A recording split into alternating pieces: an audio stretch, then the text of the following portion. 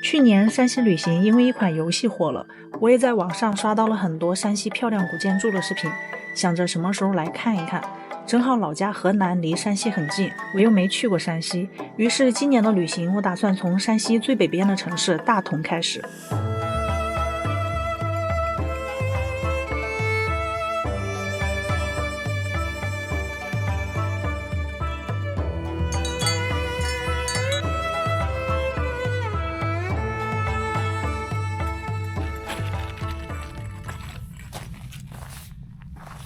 几百万年前啊，这边呢曾经是一大片湖泊，气候也是温暖湿润。但是随着时间的流逝，湖底的火山开始喷发，形成了我身后这样的一个一个的锥体小火山。那么我们这次大同的行程呢，就从这片火山开始。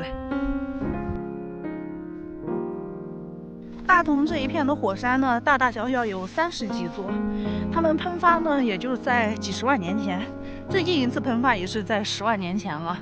所以现在都是属于死火山。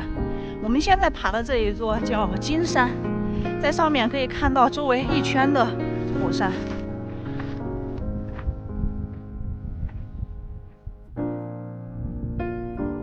下面有好几个这种火山碎屑形成的洞穴，有点危险。这个火山海拔不高啊，也就1300多米，轻轻松松。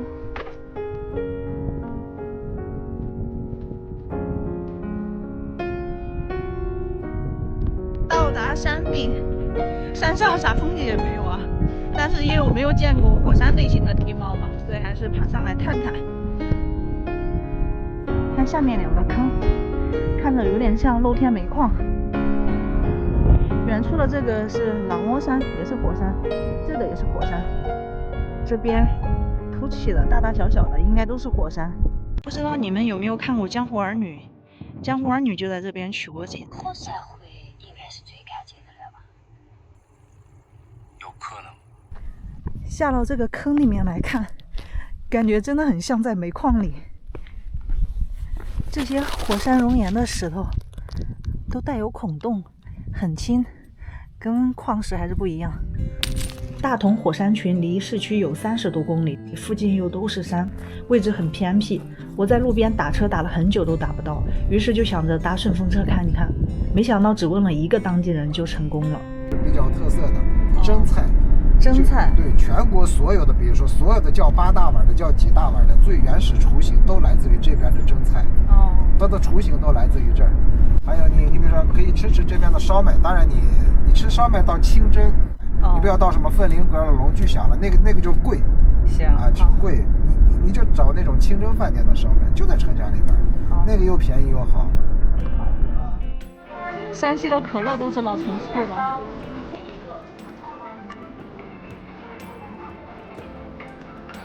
我感觉它更像白酒味的可乐。好冷好冷好冷！终于吃上饭了，一份羊肉烧麦，黄米凉糕，还有一杯奶茶，有点像内蒙古特色。这么一天了，哇，鲜奶茶，奶香味儿。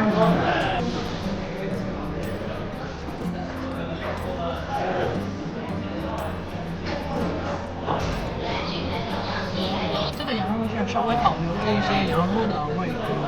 黄米凉糕，上面一层是黄米，下面一层应该是糯米，还有一些红米。这个是从来没有吃过的山西特色。我怎么吃不出来什么味儿？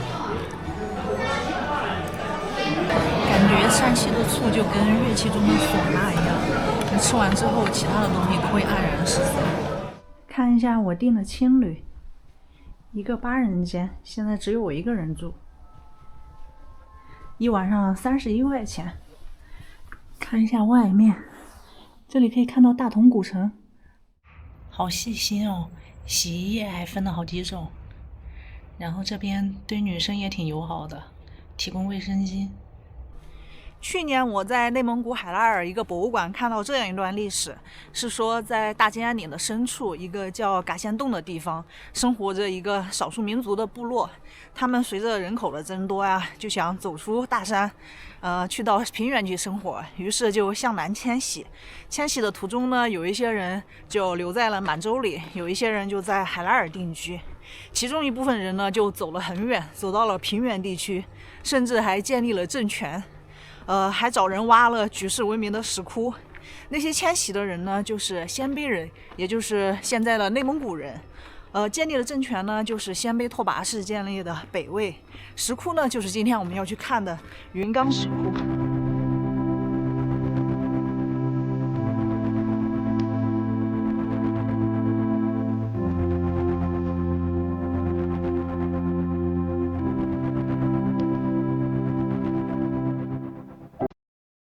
谭耀武窟，谭耀是云冈石窟最早的建筑设计师吧。谭耀武窟呢，也是云冈石窟最出名，也是建设最早的5个洞窟。当时呢，为了宣扬佛法，有一种说法呢，就是这5个洞窟里面的佛像代表了北魏最开始的5个皇帝。这个最高的站立佛代表的是北魏第3个皇帝拓跋焘。他穿了一件很少见的千佛袈裟，是因为他曾经发起过灭佛运动，所以呢，他的后代在给他立像的时候，给他穿了一件具有忏悔意义的千佛袈裟。这个石像的胳膊下面有一个承重柱，它的样式很特别啊，是古希腊石柱的样式。这个是第2石窟白佛爷洞，也是云冈石窟的封面人物。它是一个露天的石窟，是因为在很早的时候就坍塌了。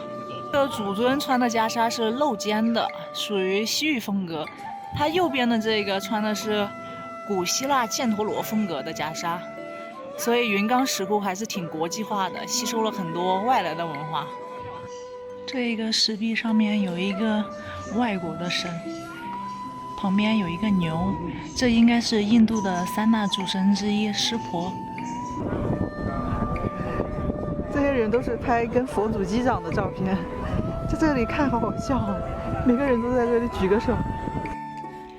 这一块外面是石头山的，是北魏早期的一些石窟。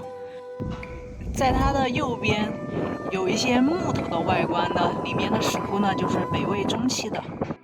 音乐窟真的很漂亮，很绚烂。它这个场景应该是想象的佛祖的世界里面的场景吧，在为佛祖弹奏音乐。上面有很多飞天乐伎，弹琵琶的乐伎。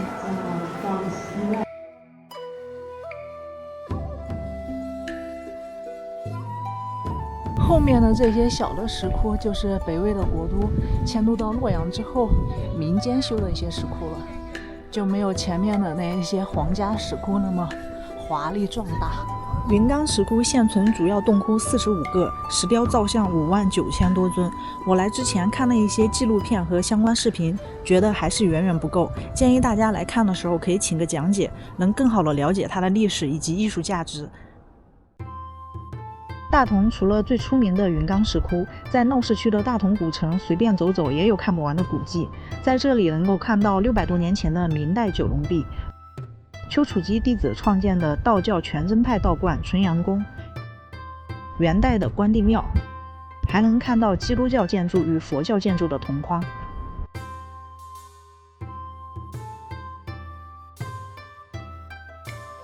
这是3月份的大同，忽如一夜春风来呀！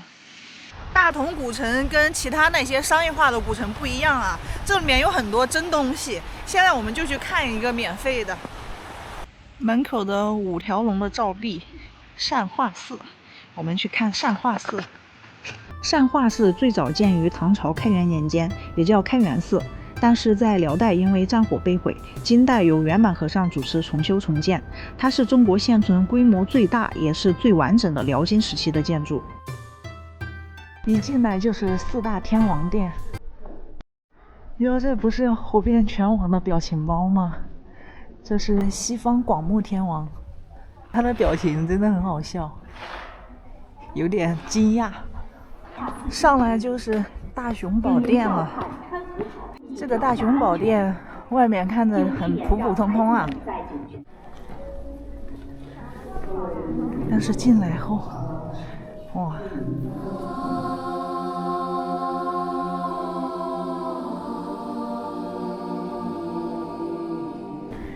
这两边是24诸天，看这一个是不是慈眉善目的，很慈祥的样子。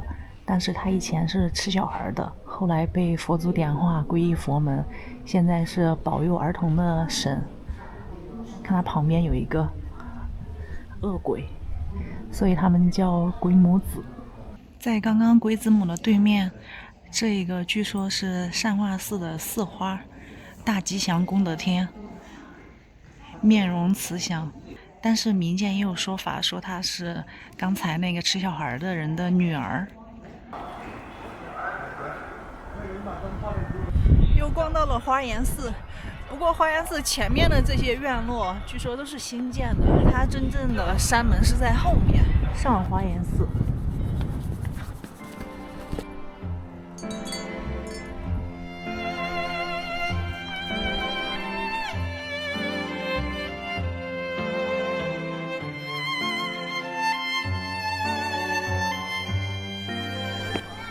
来到了华严寺的大雄宝殿。据说上面的这一对池吻是全国最大的池吻，单体高有4.5米。它左边的这一个看着颜色新一些，右边的旧一些，因为有一个是新修的。这个大雄宝殿是辽金时期的建筑，它是坐西朝东，是因为当时辽代的皇室契丹族他们信仰太阳升起的东方，所以这个朝向也比较有特点。下来之后又进来了一个殿，终于看到了这个露齿笑的菩萨。据说这种露齿笑的菩萨很少见，好像在云冈石窟那边有一个，但是我昨天没有看见。左手边这个莲花之上呢，坐着一位小弟子，他呢举着手。为什么在举着手？那不就是在提问吗？小朋友上课的时候举手问老师提问，佛陀在上面讲经说法，人家可能说不懂就问，我就要提问。这就是俨然工匠把当时佛陀非常一个精美并且生动的佛国问答场景展现在我们面前。这鸽子居然一点都不怕人，就在我前面给我带路呢。大哥，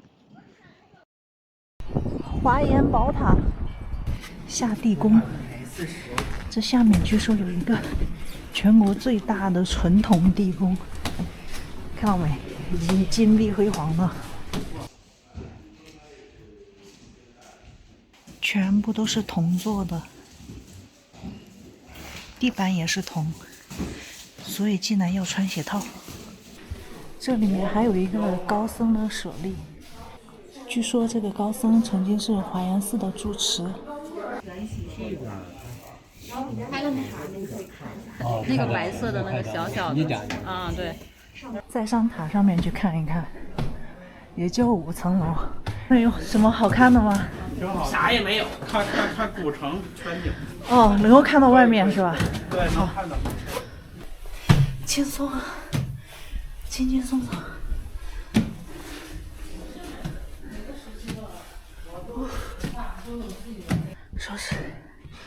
说是能看到古城的全景。这边可以看到城墙，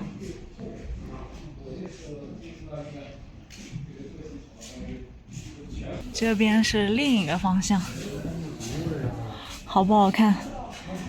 说好看，不要枉费我这么轻松的爬上来。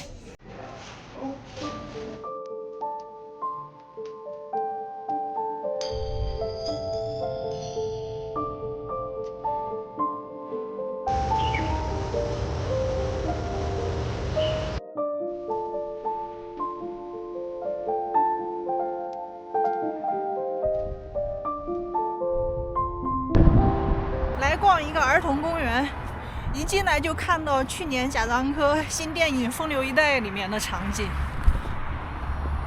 这个小小的宇航员，飞出地球的小宇航员，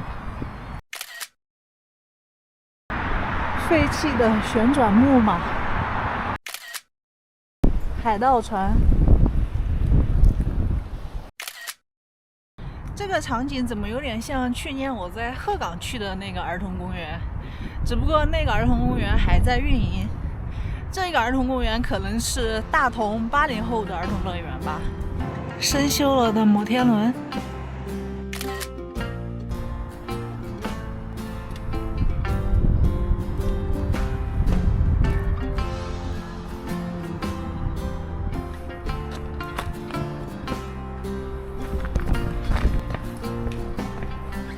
好多扑克牌啊，地上。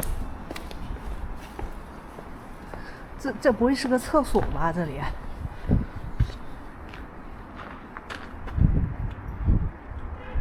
居然还有人在这玩。云冈石窟怎么样？好看吗？啊？好看吗？云冈石窟？好看啊！弄明白咋回事了？花园寺也好看，文化不够。即使看了那什么纪录片呀、看一些资料，觉得还是不够。这北魏正山什么时候建立的？对吧？300多，公元300多年到500多年吧，应该是。还行，多少？哇！现在搁这车90度啊，不能这了。跳吧。对正了啊，弓对正，这个轻。那个不是刚才那个，别过去。这得练啊！你们练多久啊3年。3年。就每天下午来这儿玩。打的是这种土做的子儿。你看多漂亮！好看。他这样子的就是，这个小锅碗是不是大点比那个25呢？慢点，我打住了，你没拍住。你刚才有2下就打住了。我打不住。那我就一直拍。肯定有一次打中的。刚才马老师打中拍下来了。马老师打了多久啊？我打2年。2年？他们打3年，你已经成为他们师傅了。哎呀，我成不了。我们都是野生宫女。这个打弹弓有专业的吗？有啊，也有职业的。哦，有比赛的。哦。这是哪个景区的？呀，打中了。老板打弹弓订盒呢哇，打盒扫楼段旅客呢。是到俺咱去吧，咱去。1个月6000块钱。去了，康考老跟人抱头，这是猴子不够你打的。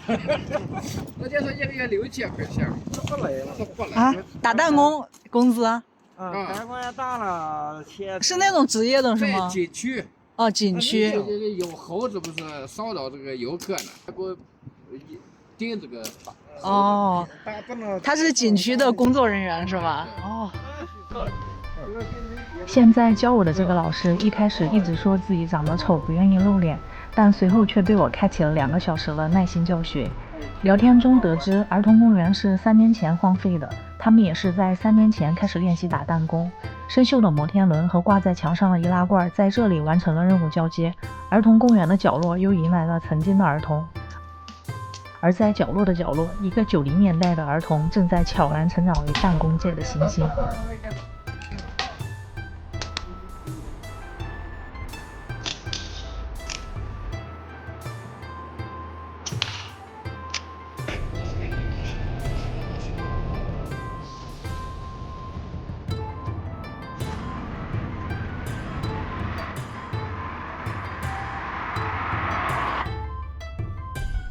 我们现在去一个老街，是一个已经废弃了的老街。那边呢，能够看到曾经煤矿工人生活区的样子。不知道走的对不对啊？不过我走的这条巷子里面，确实有很多废弃的房子。这个3合院，这边房子有一些都塌了，不敢往房子下面走，怕砸到头。这还有个马桶呢。好多生活垃圾啊，里面还有胖娃娃抱鱼的年画，好多衣服啊，怎么有一种探险的感觉？这里还有一口井，这居然还有拉煤的车。这边呢是离永定庄煤矿比较近。这里一片的生活区呢，曾经繁华，也是因为附近的2个煤矿。这是口泉老街是吧？口泉老街。哦，现在荒废了。荒废了。以前这边是不是很繁华？哦，可繁华。二民国时候就有口泉了。哦，民国时候就有。没有大坨前有的口泉。零几年那儿可火，这儿人走啊，人多的走不开。零几年还很多人。可多人。哦，那是大概什么时候荒的？大概是08年，08年有排湖区就挂了。哦。排湖区改造就人都把钱都排。那面有个排湖区。哦。那最大的排湖区做过最大。哦，棚户区。哦。这儿没建设，一直也没建设。您这煤是从哪儿拉的？还是那个永定庄煤矿？陕西的煤。哦，不是本地的。煤拉的是拉到哪儿去啊？这儿有人磨豆腐的。哦，有人他们要用是吧？口泉老街的历史最早可以追溯到清末民初。口泉镇地处大同煤矿核心区的交通咽喉。20世纪初，随着平绥铁路的通车，口泉镇迅速成为了晋北的工商业重镇。依托煤矿经济，上世纪20到40年代是口泉老街的黄金时期。老街聚集了众多的商号、客栈、饭庄、戏院等，形成了繁华的商业街区。这里应该就是曾经口泉老街的主干道了，看后面就是山，所以呢，这里曾经也是一个军事重镇。好像这边有一个坡叫穆桂英坡，应该就曾经穆桂英把守的地方。穆桂英饭店。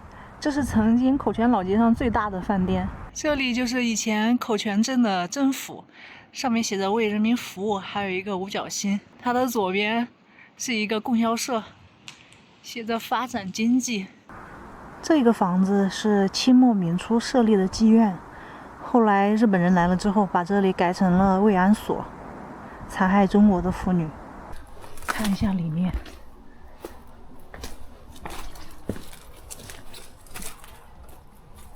就是这样的一个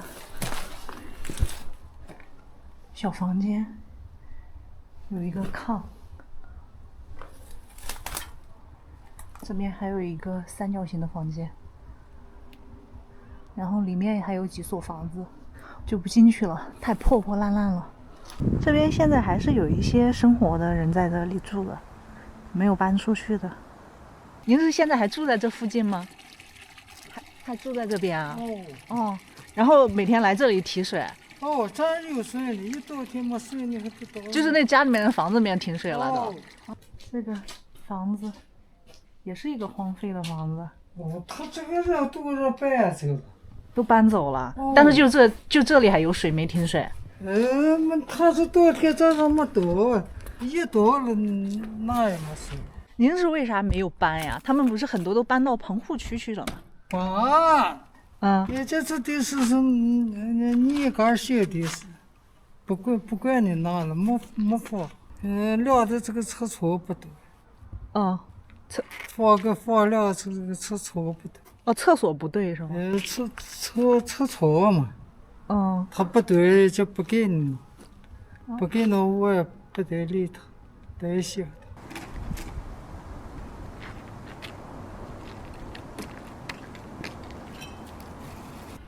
就在这个院去。在这个院里面，啥时候搬走的？哎呀，搬走早了。再往上走，沟里面有10多个矿区的煤矿。有10多个煤矿。我就看好像有什么永定庄煤矿在这。洪家梁、四老沟。白堆儿。现在还在正常的那个是吗？矿还在。有的还生产，有的不行了。那个矿基本上煤不多了。你们是过来看看以前老家的样子。没水上来爬山。这矿还在，但是为啥这边要都搬走啊？就荒废。危房了。就因为年代久了搬走，不是因为什么矿产资源枯竭什么的搬走。也有关系，它矿生产的少了，它完了再往上走，它都那个房都在山上，底下都采空了。有时候容易陷下来。塌陷是吧？准备回去了，天都要黑了，一个人在这荒弃的老街里面，有点害怕呢。